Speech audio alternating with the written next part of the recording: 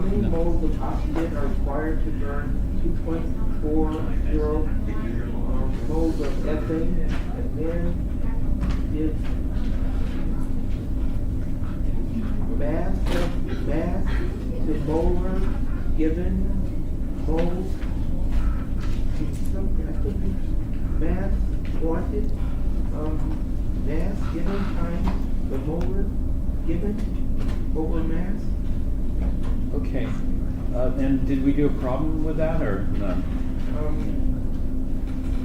The last problem was how many moles of oxygen are required to burn 2.40 moles of ethane. And you wrote a formula for it. Okay. Okay, so we have something moles of A to moles of B. As long as we have the balanced chemical equation, we can do this, or some mole ratio. But typically we don't have a mole meter. We're going to use mass most often. We have a mass meter to balance. And so if we know the mass of A, we can go to moles of A. What we need here is we need the molar mass. How much does a mole weigh? And if we know the molar mass, then we can figure out how many moles we have. The same thing over here with moles of B. We'll often go to mass of B here. And again, we just need the molar mass as a conversion factor here. So the first problem we looked at is just a mole-to-mole conversion, a mole-to-mole relationship. And the balanced chemical equation doesn't tell us the mass ratio, it tells us the mole ratio, which is different. And so let's take a look at a problem where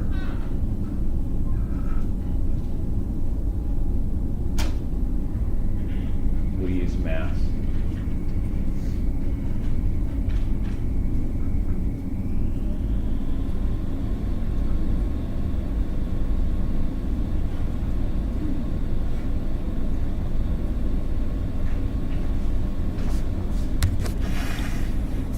We looked at this one.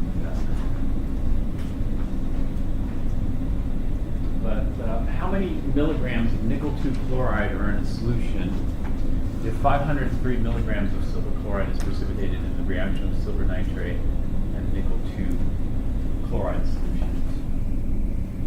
So they're asking about quantities.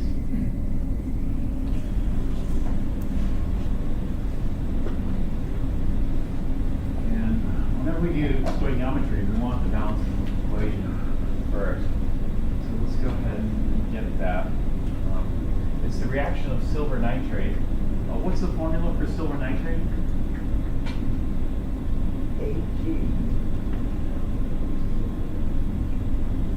The nitrate is NO3. Well, NO3. How about the charge? What's the charge on AG?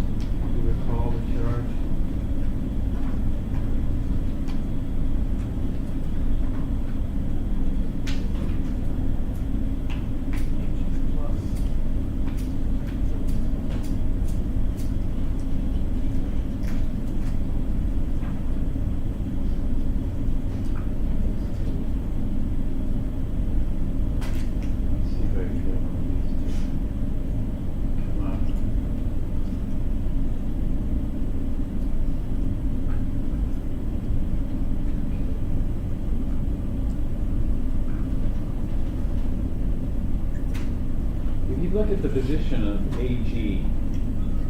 AG is in group 11, or often called group 1B.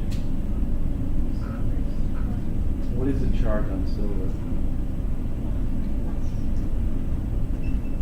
Do you have to look it up, or can you figure it out from the chart? How about zinc and cadmium? What's the charge on zinc and cadmium?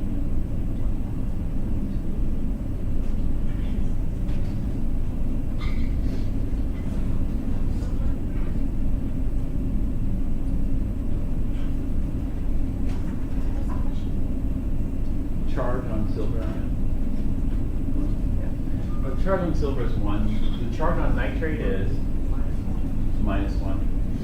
If you don't see it in the periodic table, just make flashcards or whatever else to get it down.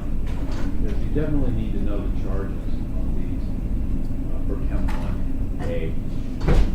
And also for Chem 4. We are not done with the charges. We're going to be testing again nomenclature charges when we do more reactions. So silver nitrate is just HNO3, and then the other reactant was nickel 2 chloride. So what's the formula for nickel 2 chloride? Nickel 2 chloride, nickel's +2, so chloride's -1, so this is NiCl2. So when you look at this type of reaction here, this looks like a, what type of reaction to you? Double replacement. And so what do you predict the product? AgCl and NiNO3, yeah. So you got to first look at this driving force. Chlorides are soluble, except for silver, lead, mercury. Well, we have silver, so it's insoluble. S meaning it's going to precipitate us as a solid. Nitrates are all soluble, so this is AQ. AQ here. Chloride with nickels, aqueous, and nitrates also soluble. And so we do have a driving force for this. The driving force is precipitation. Now, we'll need to balance this. This is what's going to give us our quantity relationships. And so the way I balance it is I balance it by ions, not by atoms. For like combustion reactions, we balance it by atoms. For metathesis style reactions, it's best balanced by ions. So I have one silver ion, one silver ion. So the silvers are balanced. But when I look at the nitrate, I have one nitrate here, two nitrates over there, so they aren't balanced. The way I'm going to balance this is by changing the coefficients here. So this would be 2 silver nitrate, which gives us 2 nitrates. But it screws up the silver, so I have to compensate for that over there if you have 2 silvers. And then the chlorides would be balanced like this. So this is the conventional or the complete equation. If we're just doing the equation writing, we'd write the total ionic equation and the net ionic equation in addition to this. But this is stoichiometry. For stoichiometry, we don't have to write the total ionic. We don't have to write the net ionic. We just want this. Now, the equation shows the mole relationships. And so if I have 2 moles of silver nitrate, I'm going to need 1 mole of nickel 2 chloride. And I'm going to form 2 moles of silver chloride and 1 mole of nickel 2 nitrate. It doesn't say the mass relationship. So for example, if I have 2 grams of silver nitrate, it doesn't mean I need 1 gram of nickel 2 nitrate. Because a mole of each of these weighs a different amount. So this is just a mole relationship, not the mass relationship. And so I'm starting off with grams mass, so eventually I'll have to get it to moles, the heart of the stoichiometry math. So I have 503 milligrams of silver chloride. So that's where we're starting. AgCl. And so I get 503 milligrams of silver chloride that was precipitated. And what they're asking for is how much nickel 2 chloride must have been present.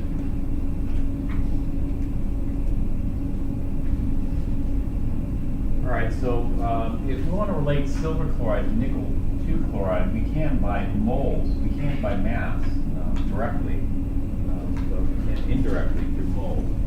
And so the plan here is to go from mass into moles and then do a mole-to-mole conversion, which is the heart of the stoichiometry math, and then go back to mass. And so here we're in milligrams, so the first thing we'll do is we'll just get rid of the milligrams. So there are 1,000 milligrams in a gram. So that'll take care of the milligrams. That gives me grams of silver chloride. Now I know the relationship between grams and moles for silver chloride if I have the molar mass. So silver, if we look at the mass of silver, it's 107.887. 187.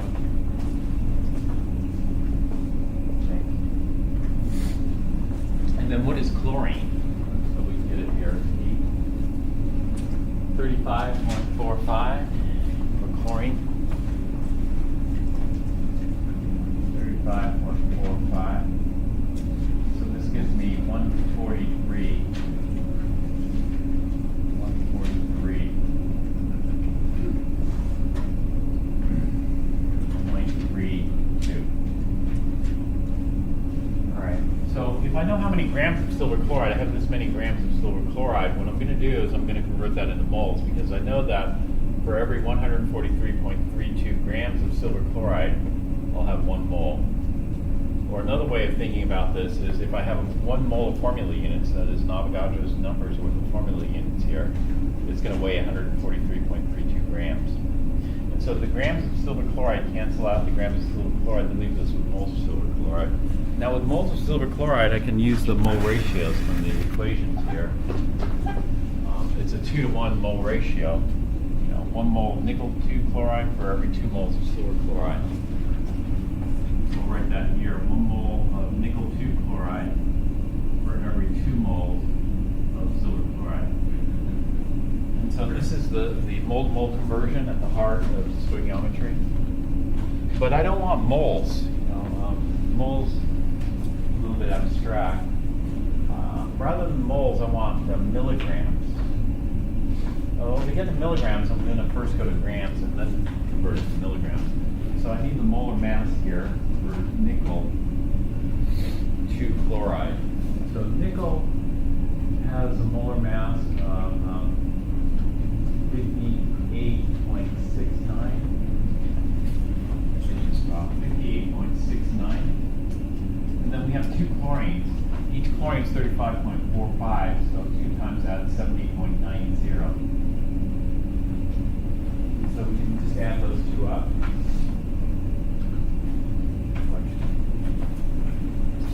9, 15, 9, 12, 129.59. And so a mole of the nickel 2 chloride formula units weighs 129.59 grams. NiCl2 per mole.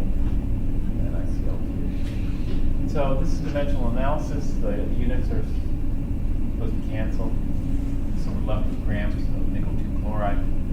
From grams of nickel 2 chloride, then we can just convert that straight into milligrams. There are 1,000 milligrams in a gram. Okay, so let's go ahead and calculate this out. Over here you can see I'm dividing by 1,000, multiplying by 1,000. So we'll just cancel those 2 out. And then just do the calculation based on this. So it's going to be 503.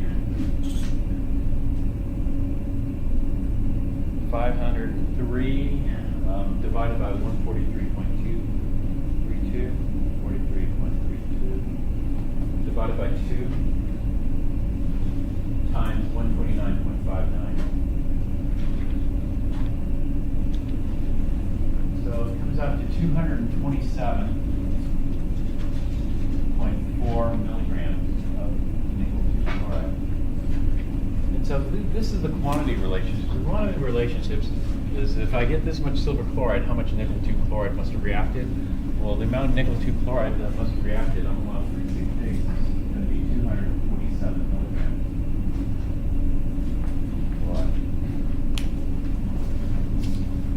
So let's see what they did here. For the solution, they came up with a little map here. In the map, they use millimoles. A millimole is 1/1000th of a mole. I don't use millimoles, or I rarely use millimoles. I like to do the mole-to-mole conversion rather than millimoles. The reason, do you know why they use millimoles here? They use millimoles here so they wouldn't have to convert milligrams to grams. And so it saved a couple of steps, but for me it's not worth it. Just do this.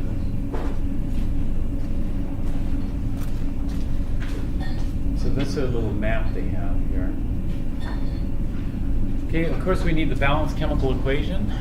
So they have the conventional equation here. And then they come up with a mole ratio. The mole ratio is 1 mole of nickel 2 chloride for every 2 moles of silver chloride. Well, if we're dealing with millimoles, then we'll use millimoles instead. It would be the same ratio.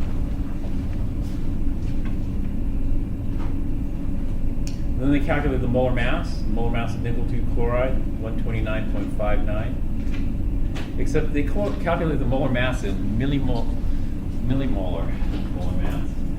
So this many milligrams per millimole. Well, this many milligrams per millimole would be the same number of grams per mole. So the numbers going to come out the same.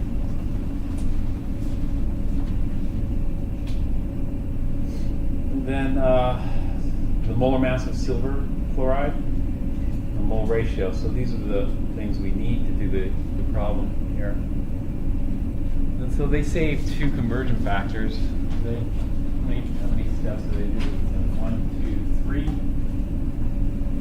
I had this to do this extra step here. But it's not much different. So they get 227 milligrams of nickel 2 chloride. And then they do a quick check to see if it makes sense. The number makes sense.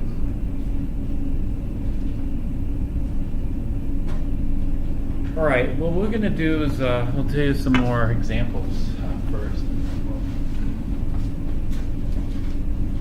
Move on to the next section.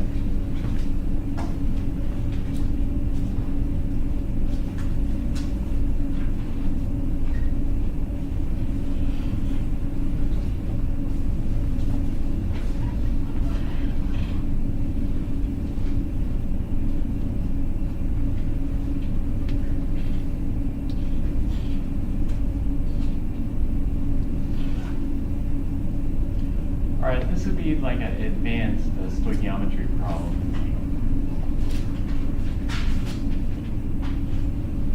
In this regular stoichiometry problem, we're dealing with pure compounds, or pure substances. They could be elements as well.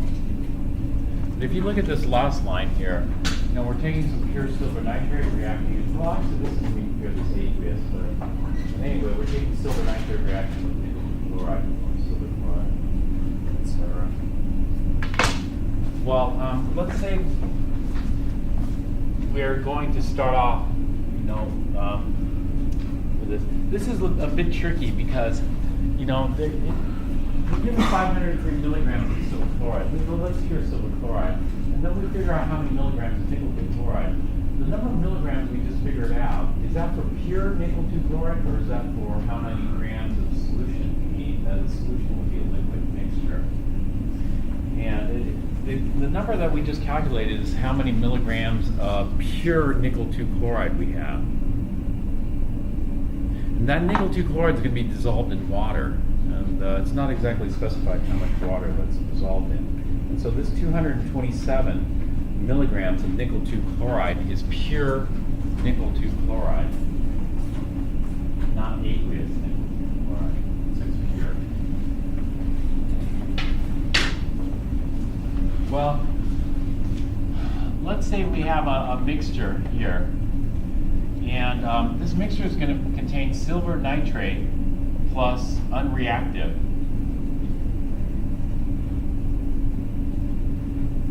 substances. Unreactive substances we'll just call inert. They're just inert pertaining to this reaction. And so in this context, it doesn't mean inert usually means it's unreactive to everything, you know. But in this context, all we need it to be is we need it to be inert to nickel 2 chloride. You know, and so it doesn't react with nickel 2 chloride. And let's say in this mixture I had 80% silver nitrate by mass, 80% AgNO3 by mass. Okay, if I have 80% silver nitrate by mass, then I have 20% inert stuff in there.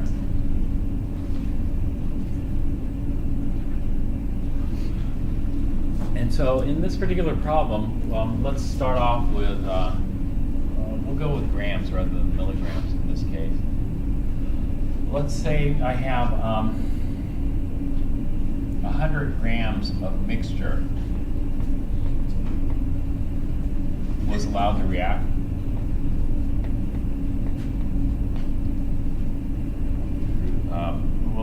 completely react.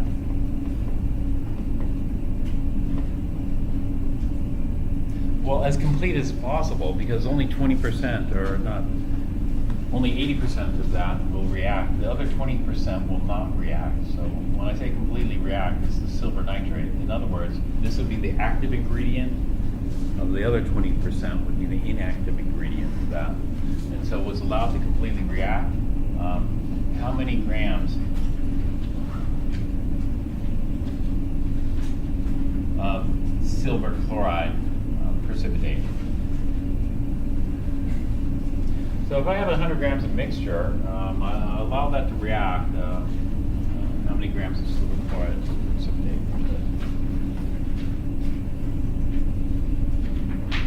And so, as far as our stoichiometry map goes, our stoichiometry map looks like this. We have mass of A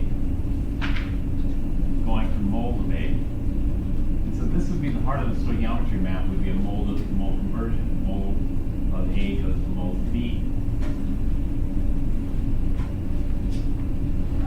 And so normally when we're dealing with something like silver nitrate, it's pure silver nitrate. So if I had 100 grams of pure silver nitrate, that would be 100 grams of pure silver nitrate, and then convert that into moles of silver nitrate.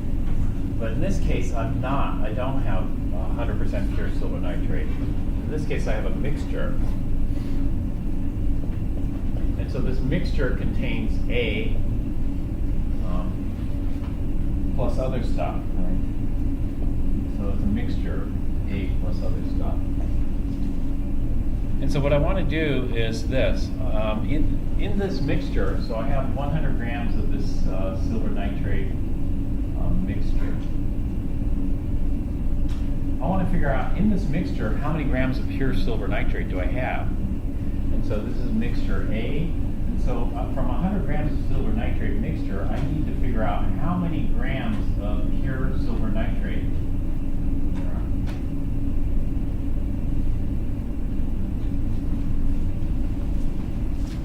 So if it's 80% silver nitrate, that means 80 grams out of 100 grams will be silver nitrate. Right? And so how many grams of pure silver nitrate do I have?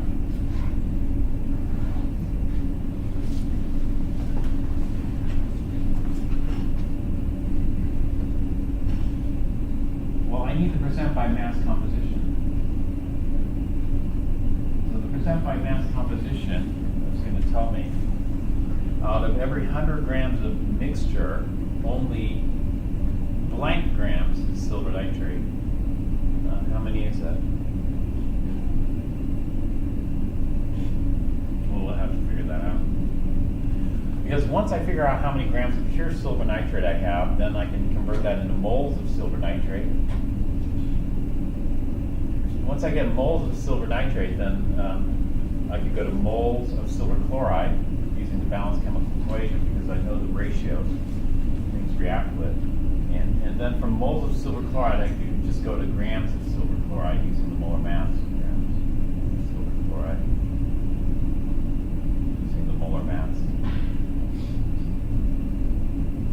And so here I'll need the percent by mass composition. To go from gram to mole conversion, I'll need the molar mass. I might have to flip it upside down, which I would. Then a mole to mole conversion, I just need the mole ratio from the balanced chemical equation. And then moles to grams, I just need the molar mass to use it as. This is going to be inverted here.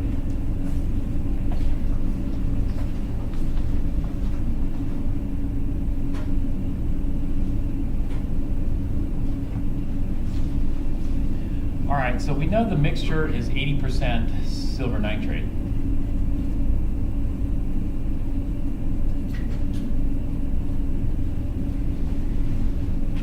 All right, so we'll just start off with this. 100 grams of silver nitrate mixture.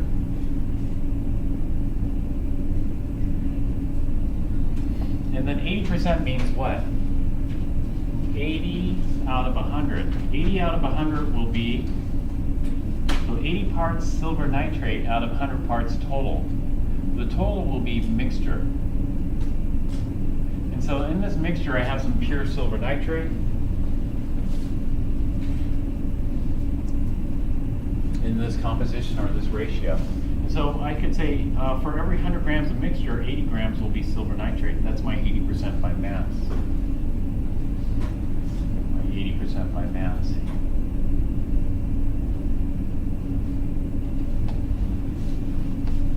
And so what this does is it takes me from grams of silver nitrate mixture, which cancels out, to grams of pure silver nitrate. And so it turns out I'm only going to have 80 grams of pure silver nitrate, 100 grams of mixture. All right, then I'm going to need the molar mass. Silver is 107.87. 107.87. And then nitrogen is 14.01. And then 3 oxygens. Each oxygen is 16, so 3 times 16 is 48.00. So this is going to give me 8, 19, 169.88. And so a mole of silver nitrate weighs 169.88 grams. So 1 mole of AgNO3 on top, and then 169.88 grams of AgNO3 on the bottom. And that means the grams of AgNO3 will cancel. That leaves us with moles.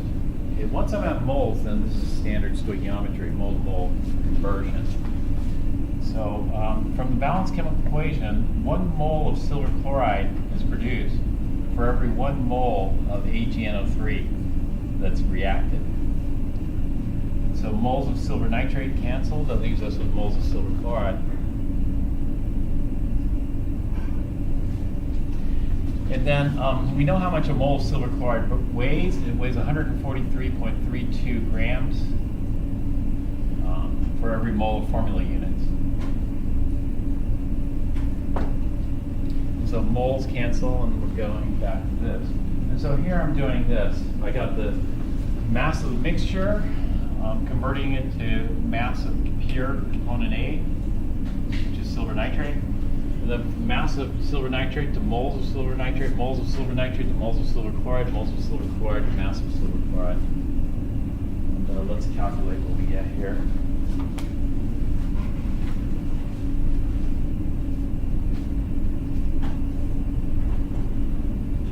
We get 100 times 80,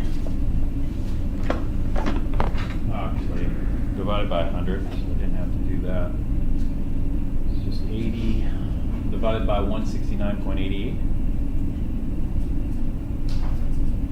times 143.32, 67.49.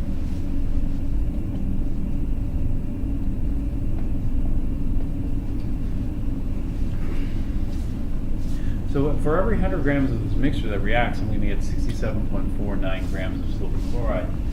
Is that what other people got?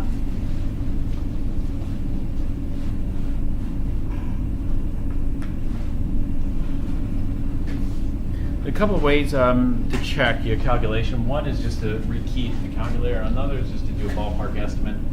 We do that. 100 divided by 100 is just 180. 80 divided by about 160 is 1/2. 1/2 of 143 is about 70, so it's about right. At least the magnitude looks okay.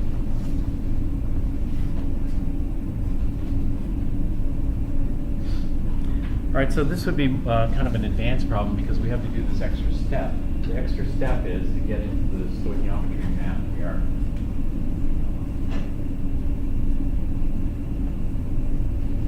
To do that.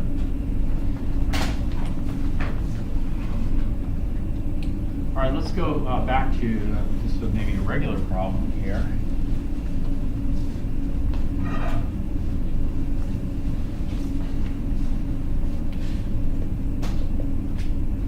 Next one might be a different reaction. Let's try this one. For every pound of methane, you know the formula for methane? CH4. For every pound of methane, combusted,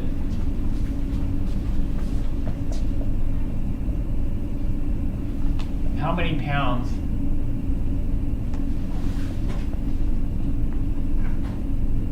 of CO2 are formed, or is formed?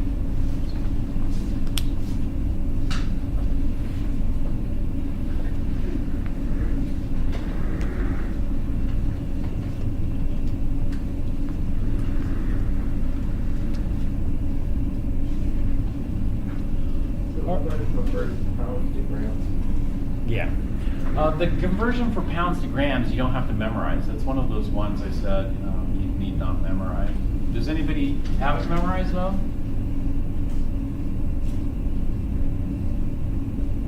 .6 grams per pound. Your book uses 464, but I don't like 3 sig figs. I like 4 sig figs in conversion factors at least.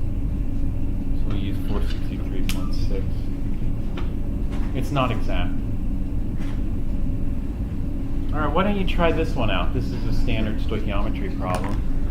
Let's see what you get.